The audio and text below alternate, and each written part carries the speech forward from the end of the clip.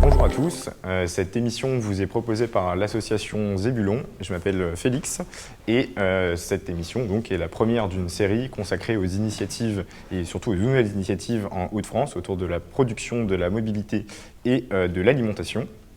Et je suis accompagné de deux invités aujourd'hui. Je vais vous présenter. Gaëtan Vallée, maraîcher à Pont-de-Metz en bio depuis 2013. Sophie Rosblack, je travaille à Bio en Hauts-de-France sur les questions alimentation et restauration collective. Ok, dans un premier temps, on va visionner un petit sujet qui nous a été transféré par Télé Betsom, qui allait rencontrer et qui rencontre plutôt des consommateurs sur un marché à Abbeville. Bonjour messieurs, dames, est-ce que vous pouvez vous renseigner? Non, regarde. Combien le pain est artisanal? Bonjour madame. Les clients sont très sensibles à la qualité de nos produits. Et ils sont à la recherche, surtout depuis le premier confinement, ils sont à la recherche justement de tout ce qui est fait maison, mélange artisanal, petits producteurs, petits artisans comme chez nous. Je pense qu'il faut continuer à promouvoir ce style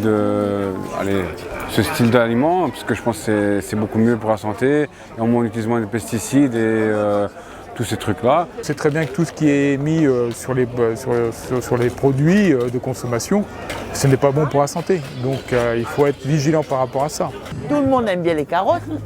Quand on prend une carotte qui est bio, on sent déjà l'odeur, même à 2-3 mètres, on sent déjà. Et quand on la coupe ou on l'épluche, on sent déjà l'odeur. Ça, c'est important. Alors je prends pas le temps de manger bio et c'est pas que je m'intéresse pas au bio, mais je prends connaissance de certaines choses au niveau du bio. Mais on va dire que je prends pas le temps. En plus en étant une famille nombreuse, donc je ne sais pas si financièrement ça pourrait suivre, mais manger bio c'est aussi cuisiner, c'est aussi prendre le temps de savourer ses aliments, donc de tout faire dès le départ. Voilà, tout ce qui est épluchage, tout ce qui est cuisine. Voilà, donc aussi aller chercher même dans les jardins, donc c'est toute une étape du début jusqu'à la fin. Donc après peut-être qu'avec le travail et puis le nombre d'enfants, puis l'organisation, des fois c'est pas forcément accessible. Alors la MAP c'est un système qui est assez répandu en France maintenant, surtout dans les grandes villes quand même, où c'est un groupement de particuliers qui s'abonnent à un panier, alors soit de légumes, du pain, des œufs, il y a des AMAP qui proposent vraiment de tout. Nous le problème c'est que comme on est dans un coin assez isolé en bio, bon il n'y avait pas non plus pléthore de producteurs de produits différents. Il y avait une dame qui faisait des produits laitiers, une dame qui faisait du pain, et il y avait moi en légumes, quoi. Et après il y avait une fois par mois il y avait des poulets, ou une fois par mois il y avait de la viande rouge, ou des choses comme ça qui se rajoutaient. Maintenant j'ai l'impression que ça a été un effet de mode au départ, il y a eu beaucoup de gens, puis on avait un public qui était quand même C++, c'était des pharmaciens, des instits.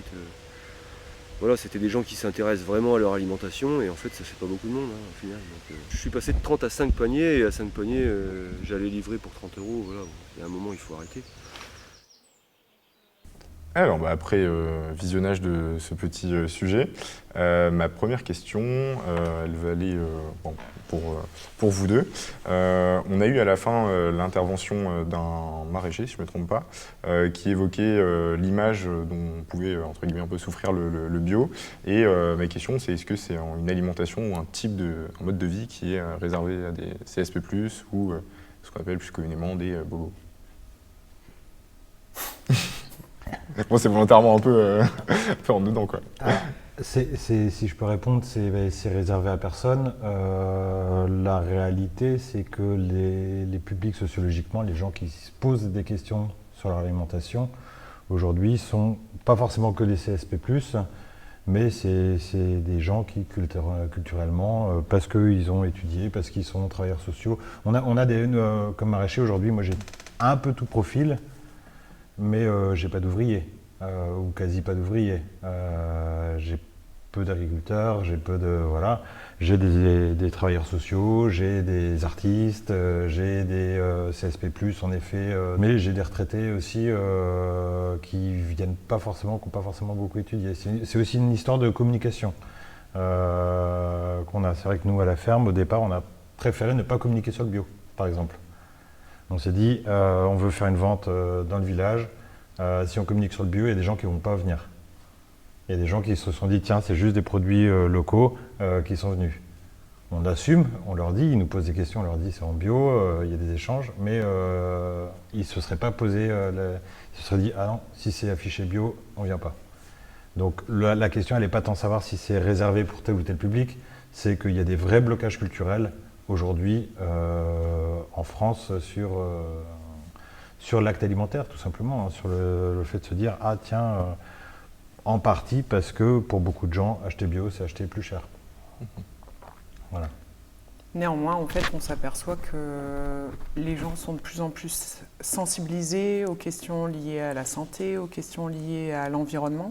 Donc, et c'est aussi pour ça qu'on trouve des consommateurs dans toutes les catégories socio-professionnelles, en fait. Et là, donc, c'est principalement les blocages culturels donc, liés aux consommateurs. Là, je vais me tourner d'abord vers toi, Gaëtan, sur la production, enfin aussi même d'ailleurs Sophie. Quel frein vous pouvez rencontrer au niveau des producteurs, là, cette fois-ci, concernant la conversion ou l'adhésion à l'agriculture biologique? Il y avait plein de modèles d'agriculture il y a encore 20 ans. Aujourd'hui, il y a un changement qui est assez violent, où l'agriculture familiale elle est en train de disparaître. Elle est quasi disparue, hein, même on peut dire. Et on a deux modèles d'agriculture qui apparaissent. Et là, on n'est plus seulement sur une question bio ou pas bio, mais il y a deux modèles d'agriculture. Un modèle qui s'industrialise, donc des fermes de non plus 150 ou 200 hectares, mais qui vont aller vers du 400, 500, 600 hectares.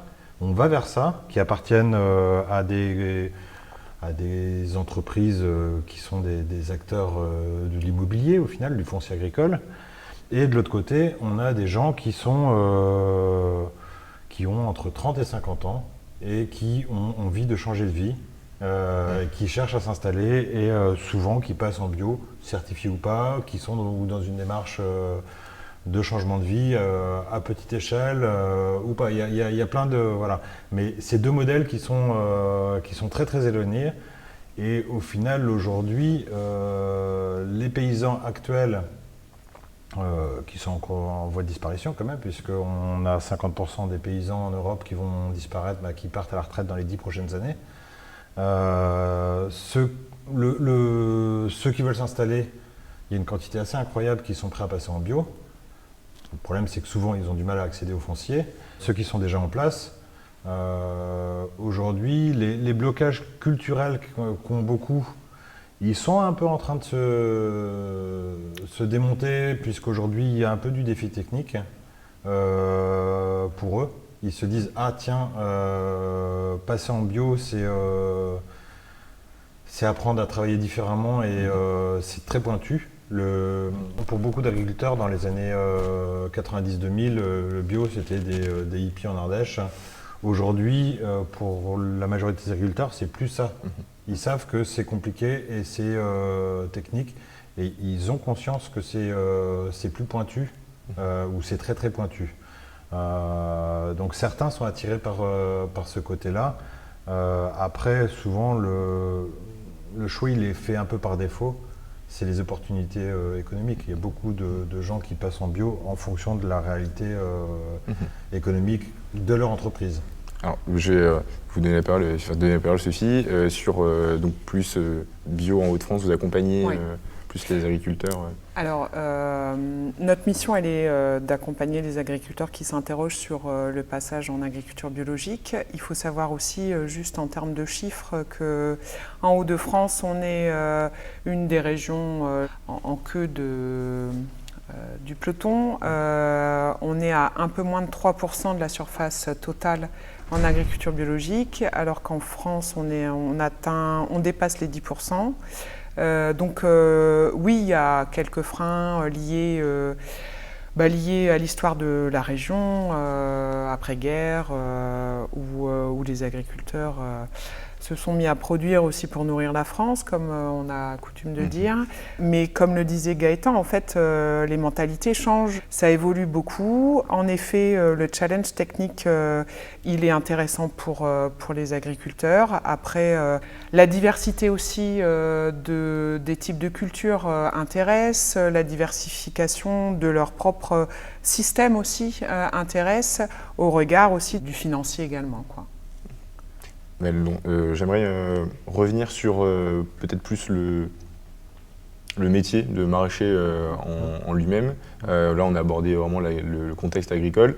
Gaëtan, toi, qu'est-ce qui t'a poussé à prendre je sais pas, le tablier, je sais pas comment on dit. Ouais, faire ce métier-là. Je suis fils de paysan. Mes parents sont passés en bio en 87, donc il y a assez longtemps. Mais étaient éleveurs. Moi, j'ai voulu assez rapidement. J'ai un parcours plus dans l'éducation à l'environnement, donc la gestion production de la nature. Et donc, une installation en maraîchage, c'était gérer à la fois une petite structure, parce qu'on peut vivre de son métier d'agriculteur avec 2 à 5 hectares, quand en élevage, il faut 50, quand en céréales, il en faut 120, 130, etc. Donc c'est des petites structures sur lesquelles on peut vivre. Et la diversité de production, cultiver 50 légumes différents et avoir une reconnaissance aussi. C'est vrai que quand on vend en direct, la reconnaissance elle est importante. Vendre des produits frais, échanger. Il y a un échange culturel qui est assez important sur la manière de cuisiner tel ou tel légume. Donc voilà, c'est surtout ça la motivation. Et est-ce qu'en tant qu'agriculteur dans le bio, on gagne sa vie? Est-ce que c'est viable? Ça peut l'être. Il y en a beaucoup qui galèrent. Il y a un peu tout. On a fait le choix, je dis on, puisqu'on est 2 associés à Pont-de-Metz, à côté d'Amiens, avec Emmanuel Wex. On a fait le choix de s'installer à 2. Aussi parce que à 2, on peut avoir une qualité de vie. C'est pas le même taux d'endettement. On peut pas avoir des vacances, ne pas bosser le week-end. Donc on a eu la qualité de vie, on a cette chance-là parce qu'on est à 2 et on gagne correctement notre vie. En partie parce qu'on est à côté d'une agglomération. Les maraîchers qui sont à 70-80 km d'une grande ville souvent ont plus de difficultés. Voilà. Est-ce qu'il y a une formation pour se mettre à l'agriculture biologique? Est-ce que c'est quelque chose de... Alors, il y en a plein de différentes. Souvent, la plupart des gens qui s'installent en maraîchage aujourd'hui viennent pas du tout du milieu agricole et n'ont pas fait de formation agricole. Donc souvent, ils font un BPREA, mais qui est une formation généraliste pour une installation agricole. Les gens qui y participent peuvent être autant éleveurs que... Voilà. Et il peut y avoir une spécialisation en maraîchage bio en partenariat avec Rennes-le-Reux. Voilà. Il y a des formations. Après, moi, j'ai fait un CS, une spécialisation agriculture bio, maraîchage biologique à Carpentras. Voilà. Il y a plein de formations possibles. Eh bien, pour conclure cette première partie, si vous aviez peut-être quelque chose à rajouter, Gaëtan ou Sophie. Juste pour conclure, donc, je voulais ajouter par rapport à ce qu'a dit Gaëtan sur l'installation, sur des profils peut-être nouveaux de personnes qui souhaiteraient développer ce métier d'agriculteur, de maraîcher éventuellement. Donc Bio en Hauts-de-France accompagne avec d'autres associations, notamment Initiative Paysanne, des personnes qui s'interrogent justement à développer ce métier, à trouver éventuellement des terres avec Terre de Liens. Et donc ça rentre dans un ensemble, un parcours à l'installation qui est par ailleurs financé également. Donc s'il y a des personnes qui s'interrogent sur ce type de métier, qui n'hésitent pas à nous contacter. Ouais, et ces profils un peu en reconversion, c'est assez diversifié sociologiquement, ou enfin vous avez un peu de tout type ou est-ce que c'est quand même souvent des anciens agriculteurs ou Non, c'est marqué, c'est pas forcément des anciens, enfants ou d'agriculteurs, non, pas du tout. Au contraire, il y a un peu tout type. Des personnes qui souhaitent se reconvertir, qui ont commencé un premier travail et qui viennent, qui arrêtent tout et qui souhaitent tout arrêter pour devenir agriculteurs. Oui. Ok, super. Eh bien, écoutez, on va passer à la suite. On va visionner le deuxième sujet. En route pour l'Agoré, cette fois-ci l'épicerie sociale étudiante, dans laquelle on a rencontré quelques étudiants pour confectionner un repas à partir de produits bio et montrer qu'on peut se nourrir en bio pour pas cher.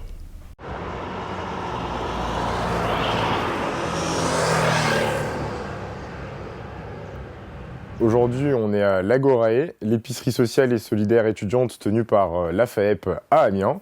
Et ben aujourd'hui, on va aller voir des maraîchers pour acheter des produits bio et cuisiner un repas pour 4 personnes et montrer qu'on peut se nourrir pour pas cher, bio, local. Et ben on va commencer par une belle salade.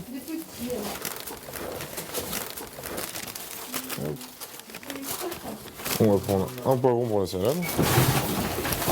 On va prendre 3-4. Hop. On va prendre aussi un concombre, une botte de melon.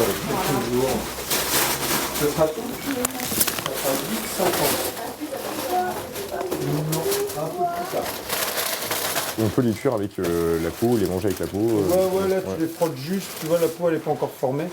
Ouais. Tu les frottes juste un petit coup et puis hop. Alors salade, un vin, la botte d'oignon. Ouais. À 80, les tomates à 2,80. Et des poivrons.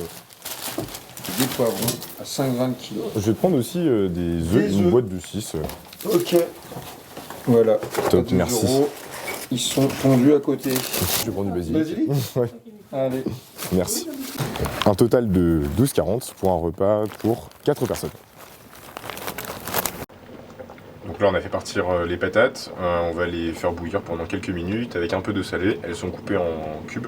Les œufs, on va les laisser ici 5-6 minutes à peu près. Et ben là, on coupe tout. On va couper les poivrons. Les poivrons, on va sûrement tout mettre. Pour le reste, que ce soit les tomates ou les patates, on va peut-être pas tout mettre, parce qu'il y en avait quand même beaucoup. Donc on va essayer d'équilibrer un peu tout ça.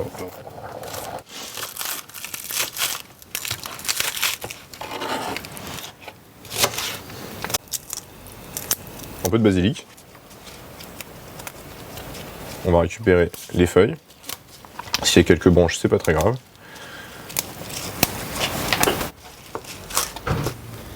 Et là, on va servir.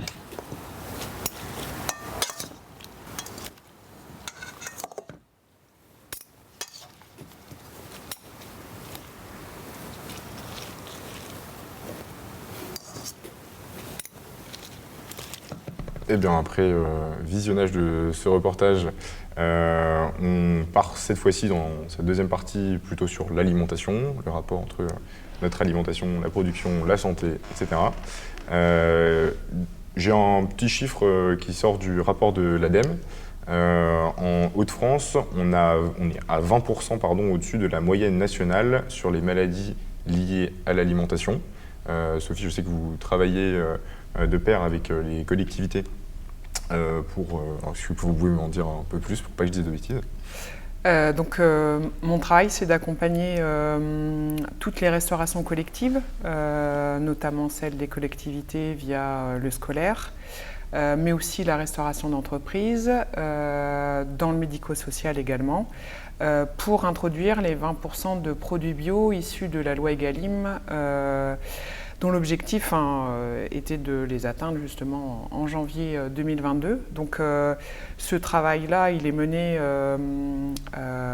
sur différents aspects. L'objectif, c'est de s'assurer aussi de la qualité de la restauration dans son ensemble, en fait, via un accompagnement sur l'équilibre alimentaire, sur les techniques culinaires, mais aussi sur le gaspillage. L'idée étant d'aller jusqu'au bout de la démarche pour que l'assiette soit de qualité, autant gustative, autant dans l'équilibre et avec des produits issus de l'agriculture biologique.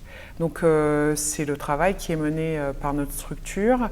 L'objectif est aussi de sensibiliser un maximum les mangeurs sur ce qu'ils ont dans leurs assiettes. Mais pas que les mangeurs, tout l'encadrement en fait, notamment l'équipe de cuisine, de les amener dans les fermes aussi, chez les maraîchers bio notamment, également les agents de restauration quand on parle de restauration scolaire. C'est vraiment un travail qui est mené de façon assez globale. On parle de projets alimentaires aussi au sein des restaurations. Voilà ma mission en fait au sein de Bio en Hauts-de-France.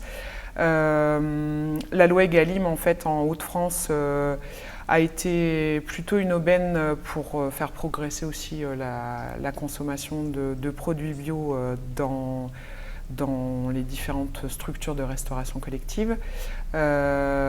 Maintenant, il y a encore du travail, donc c'est ce qu'on essaie de mener. Et quels sont les freins qu'on rencontre encore à l'implémentation de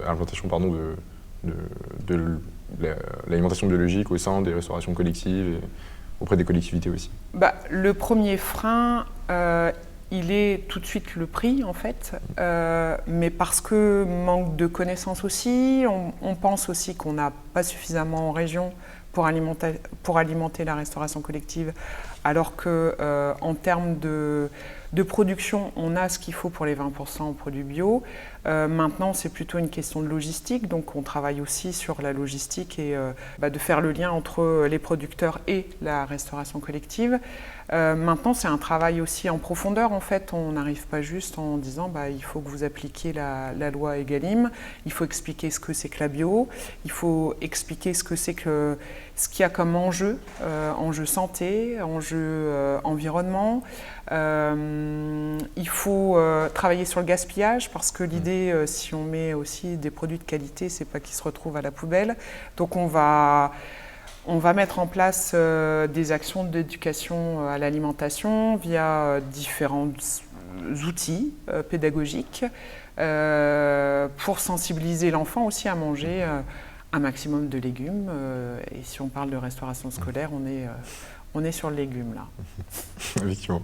Gaëtan, sur ce frein, on en a peut-être un petit peu parlé tout à l'heure, un frein culturel peut-être aussi à l'alimentation biologique. Quels autres freins peut-être dans le mode de vie ou les habitudes alimentaires, toi tu identifies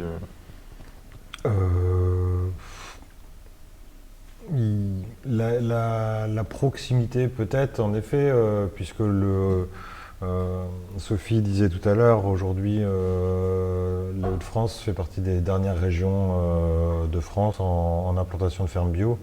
Et parmi ces fermes bio, il y a beaucoup de céréaliers et d'éleveurs de lait, donc peu de ventes directes en fait. Il y a très très peu de ventes directes, donc c'est vrai qu'on n'a pas de producteurs locaux, on se rend moins compte que le coût en vente directe est plus faible, parce qu'en effet le surcoût des produits bio, il est beaucoup en supermarché, beaucoup en grande distribution, qui sont obligés de suremballer les produits pour les différencier de l'agriculture conventionnelle. Donc il y a un surcoût, la grande distribution profite aussi de l'essor du bio pour prendre des marges supérieures. Ils pourraient prendre des marges inférieures, mais ils prennent des marges supérieures sur le bio. Donc c'est vrai qu'aujourd'hui, il y aurait un réseau de producteurs plus important qui font de la vente directe. Il y aurait peut-être une accessibilité plus importante des consommateurs. Après, moi je pense que le vrai frein au développement du bio, c'est essentiellement l'accès au foncier. Il y a énormément de gens, de jeunes qui cherchent à s'installer en bio, qui ne le feront jamais puisque débourser 20 à 40 000 euros de l'hectare pour acheter un hectare ou 80 000 pour 2 hectares, une grosse ferme céréalière qui a les banques derrière elle n'a aucun problème à sortir ces montants-là. Quelqu'un qui est en reconversion professionnelle parce qu'il était chauffeur de bus, comme on a eu chez nous comme stagiaire, ou qui était travailleur social, il ne peut pas sortir ces montants-là. Et alors, pour revenir sur l'alimentation, est-ce que pour toi, Gaëtan, ça a été un engagement aussi, une des raisons aussi pour lesquelles tu t'es lancé dans l'agriculture biologique, cette éthique dans la production pour une alimentation plus saine, aussi un respect de l'environnement, puisque je suppose que si les normes bio... Ouais, il y a un peu de deux publics. Il y a deux types de consommateurs bio. Il y a, je caricature, de manière consciente, il y a ceux qui passent au bio pour leur santé ou par la santé de leurs enfants. Donc beaucoup les jeunes parents qui, ils viennent d'avoir un enfant, il est allaité, on va commencer à acheter des produits locaux, sains et bio, ou des personnes âgées qui, à des clics, la crise alimentaire, une vache folle, une crise de dioxine, une affaire Buitoni, là à chaque fois il y a des nouveaux consommateurs de bio. Donc ça c'est une partie. Ça n'a jamais été celle qui, j'ai jamais pensé à ma santé à moi. Moi je suis plus du côté de ceux qui défendent le bio dans une vision plus globale, à savoir essayer de respecter les sols. Respecter les sols et donc tout l'écosystème et le microsystème qu'il y a dans les sols. La majorité de la biodiversité dans le monde, c'est pas les baleines, c'est pas les dauphins, c'est des bactéries qui sont dans le sol. Et c'est celles-là qui sont en train de disparaître. Elles n'ont pas la même portée symbolique, voilà, mais c'est l'essentiel de la biodiversité. Donc en réimplantant des haies, en réimplantant en respectant le taux de matière organique dans les sols, en essayant de faire en sorte que les sols soient vivants, puisqu'ils ne sont pas un support, ils sont une matière vivante qui fait qu'on arrive à produire. Voilà, et donc les auxiliaires de culture, les insectes, c'est ce qui nous fait.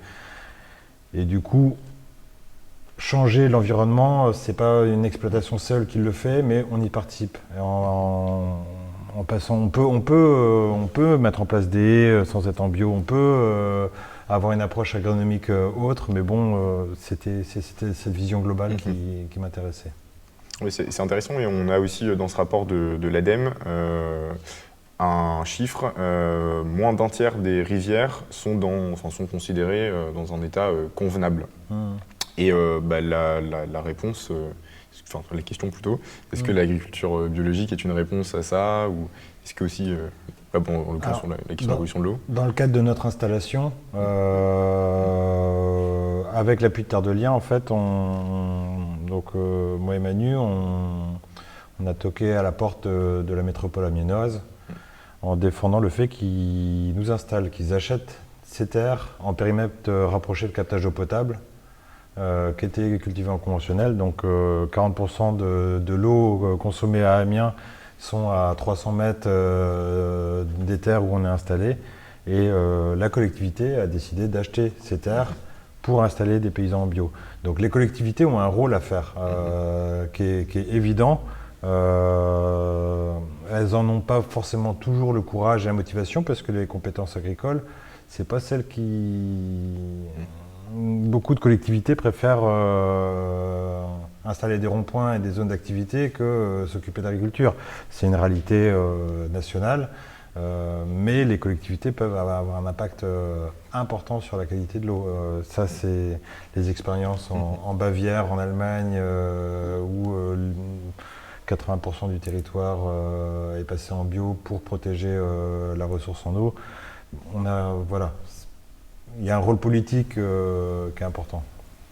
Sophie, je ne sais pas si sur les collectivités, environnement. Pour faire le lien, en fait, au sein de Bio en Hauts-de-France, j'ai plusieurs collègues dont l'objectif est d'accompagner, de sensibiliser les collectivités territoriales à développer l'agriculture biologique sur les zones à enjeux hauts, donc sur les bassins d'alimentation de captage, en développant des plans d'action agricole, de sensibilisation des différents professionnels sur ces zones, et de les sensibiliser au passage en bio.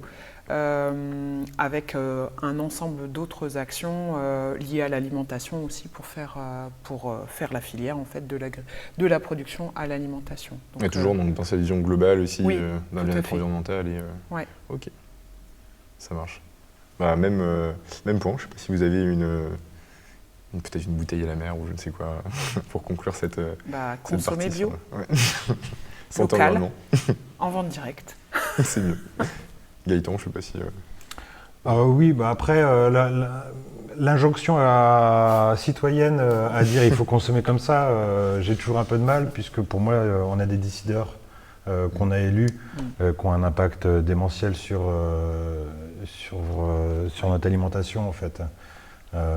C'est des choix qui sont conscients.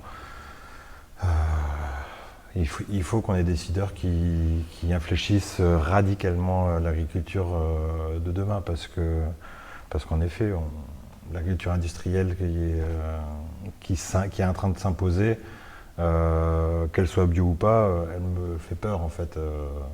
Voilà. D'accord, donc plus une question de choix politique. Pour moi, la question de notre alimentation et ce qu'il y a dans notre assiette, c'est essentiellement les conséquences de la politique agricole française et européenne depuis les années 60. Et sur ces mots, je vous remercie tous les deux. Merci. Et puis à bientôt. À bientôt.